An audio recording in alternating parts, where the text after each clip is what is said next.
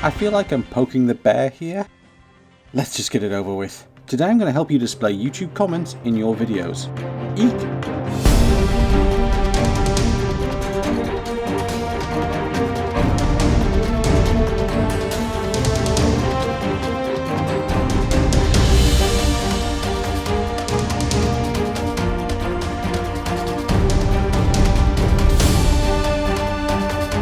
Hey, and welcome to Making Social Media. Last time I showed you how to make a text preset look like Twitter, and while that was fine, there's only so far you can go with something like that, and you probably want a bit more control over formatting. In this second episode of the series, playlist, I'm going to show you how to create a text box precomp which has the look of a YouTube comment. And then I'm going to go further and use essential graphics to turn it into something you can use again and again. I'll talk you through each step because the methods I'll be using here can be employed for everything from lower thirds, captions, chapter titles, credits, you name it. Essential graphics is a really powerful feature that's got a really dumb name. And no, I have no idea what I would call it instead. Let's get started. Here I am in After Effects. I have a 1080p comp set to 30 frames a second. First things first, we need a YouTube comment. I'm going to play it safe and grab a comment I made on one of my own videos. I'm not using any scripts or third-party systems to pick up the comment. I know that they exist for tweets, although I've not seen them for YouTube comments. I'm just going to highlight the text and copy it. And using the text tool, I'll paste it straight into the comp. YouTube's own style sheet seems to suggest comments are displayed in Helvetica or Arial. Make sure your text formatting is set to 45 point and no kerning. I used Inspect in my browser and the color reported as 4B, 4B, 4B. On the layer itself, hit enter and rename the layer comment. Next, we need a background, but I've already done 2 tutorials showing how to make a text box background, so I'm going to mix it up this time and making sure the text layer is not selected, I'll select the rounded rectangle tool and draw a box. I'll drop it below the text and expand the rectangle on the timeline. Expand fill and set the color to YouTube's background color, F9, F9, F9. I can alter the roundness of the rectangle in the path section. Set the stroke color to a dark grey. Now I want the YouTube comments to all have a fixed width, and there's a couple of expressions I need to do that. On the rectangle path size property, hold Alt and click on the stopwatch, and in the expressions area type x equals 900, new line, y equals this comp.layer, brackets, quotes, comment, close quotes, close brackets, dot, source record time, brackets, dot height, plus 220, semicolon, new line, square brackets x comma y. So this expression is fixing the width of the box to be 900 pixels wide, and then sets the height to whatever the height of the text box is, plus 220 pixels. That extra space is for the YouTube icon and username. But the anchor point is in the middle of the rectangle, which means it will expand from that. So expand the layer's transform settings and alt-click on the anchor property and type x equals minus 50, y equals 50 minus content brackets quotes rectangle 1 end quotes end brackets dot content quotes rectangle path 1 end quotes end brackets dot size square brackets 1 divided by 2 semicolon square brackets x comma y. This will fix the X position and move the Y position up or down depending on the size of the text box. Now to constrain our text to fit in the width. In the description below you'll find an expression. I'm going to go into this in depth in a separate tutorial, so for now just copy the expression. Back in After Effects, expand the text layer, hold Alt and click on the source text stopwatch and paste it in. The controlling element is the box width variable. That's set to 40. This means 40 characters. The various if statements in the code try to get After Effects to keep the words together. Like I say, I'm preparing a separate tutorial on this and quite possibly will update the expression over time to add additional tweaks.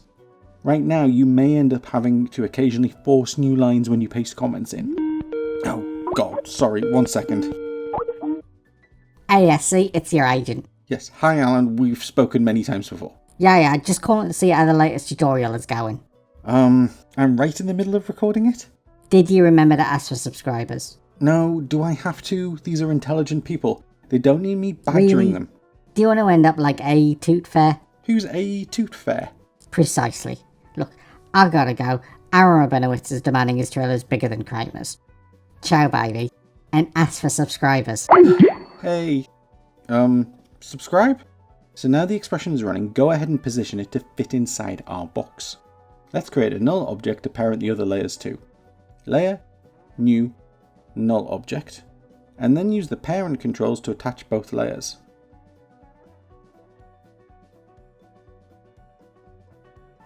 Cool. We can use that to animate the comment on and off screen. Now for the username. Add a new text layer, and just for now type username. Set the color to 2E, 2E, 2E. Set the size to 50 and make it bold. And position it above the text and parent it to the null object. Leave room for the user icon. Speaking of, make sure nothing is selected and select the ellipse tool, and in the comp window draw a circle. Hold shift while drawing to keep it in a perfect circle.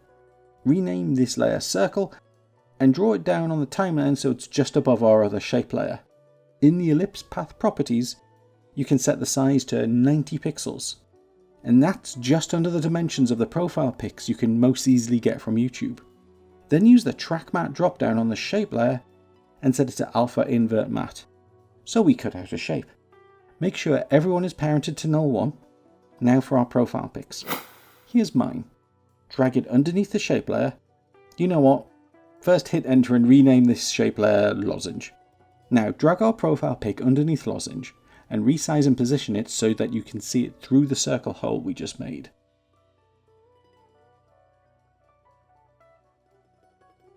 And parent it to circle, which means you can nudge both into best position.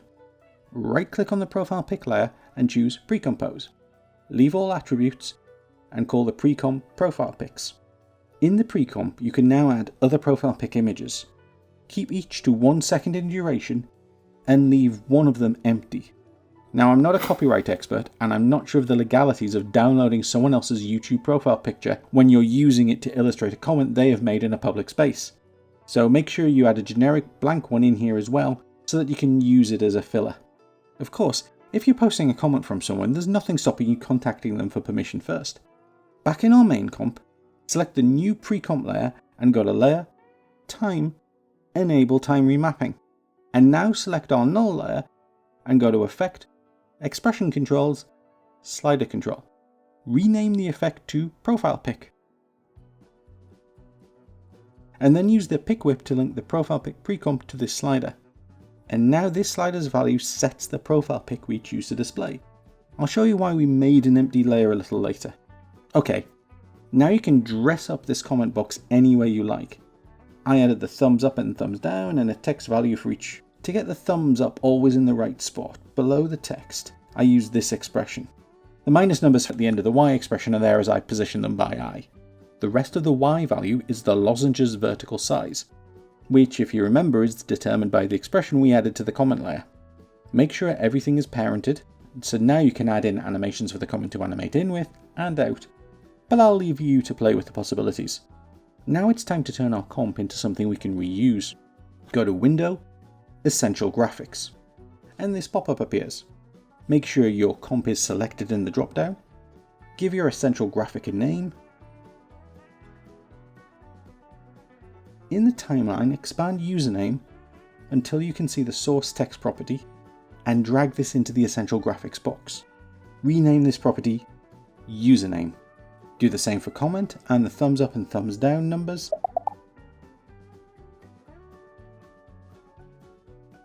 And the slider we added to the null layer, our profile pic selector.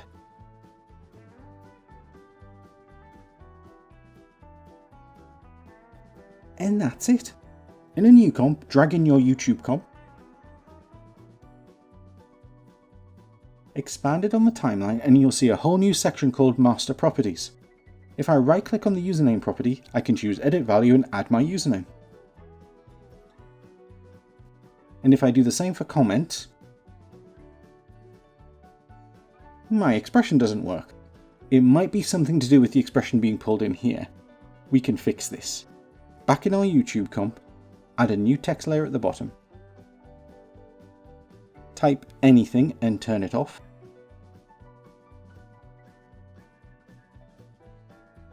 expand it on the timeline so that we can see the source text property. In the comment layers expression, edit it and use the pick whip to replace text.sourceText in the first line with the new text layer's source text.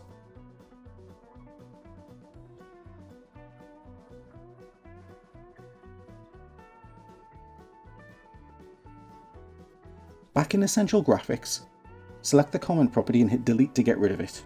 And now add in the new text layer's source text.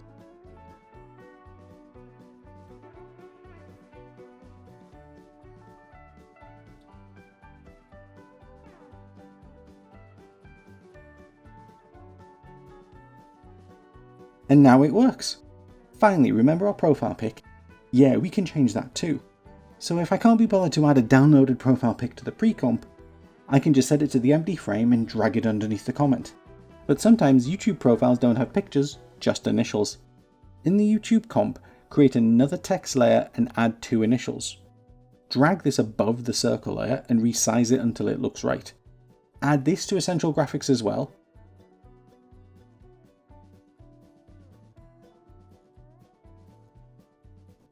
And then expand its transform properties until we can see the opacity, and add this simple expression. If, brackets, and then pick whip to the profile pic's time remap value equals 2, close brackets, open curly brackets, 100, close curlies, else, open curlies, 0. So when you need it to show up, it will, otherwise it'll be invisible. 2 is the time measure I chose for the blank filled image. And that's it. A lot of steps, but nothing complicated. And it means you can add lots and lots of comments. In the next episode, we're going to make callouts for social media. This sort of thing. Again, it's a simple setup, and at the end, I'll show you how to take an essential graphic and save it so you can use it in Premiere Pro. Oh god, he's calling back. Look, thanks for watching. Subscribing is nice but not required. Take care, and I'll see you next time on Making.